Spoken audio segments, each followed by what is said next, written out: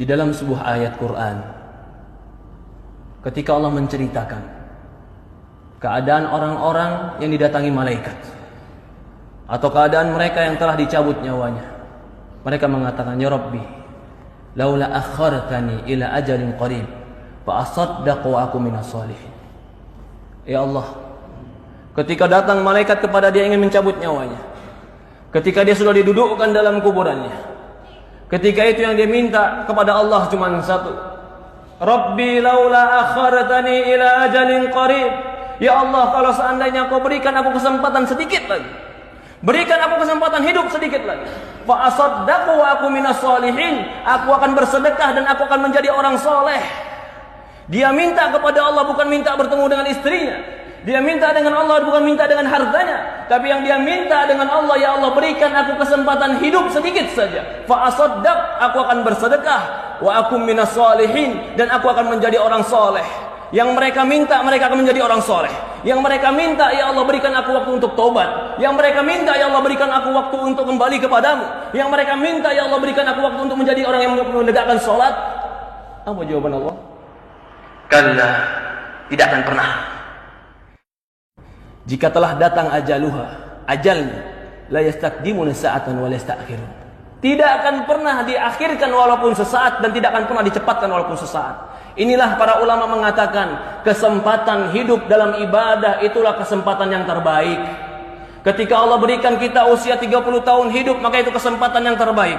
Ketika Allah berikan kita usia 40 tahun hidup, maka itu kesempatan yang sangat besar. Ketika Allah berikan kita kesempatan 50 tahun hidup, apakah tidak ada waktu kita untuk kembali kepada Allah Subhanahu wa taala? Ketika Allah berikan kepada kita kesempatan hidup, maka pergunakan kehidupan kita untuk kembali beramal soleh kepada Allah. Tidak ada yang kekal, tidak ada yang hebat. Sehebat apapun manusia akan dimakan oleh cacing.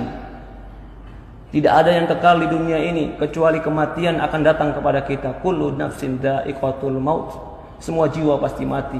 Maka tidak ada yang pantas kita sombongkan, tidak yang pantas kita lupakan, kecuali kita membawakan perbekalan ketemu Allah Subhanahu wa taala. Fatazawwadu fa inna khaira zadi taqwa. Berbekallah, sebaik-baiknya bekal adalah ketakwaan.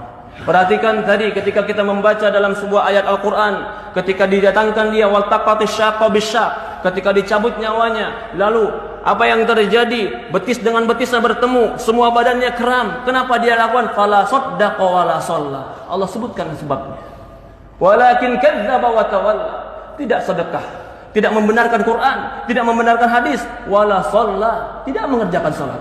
Walakin kadzdzaba wa tawalla, bahkan mendustakan cerita Allah, mendustakan cerita Rasul, wa tawalla, bahkan berpaling ketika diajak kepada Allah dan Rasulnya.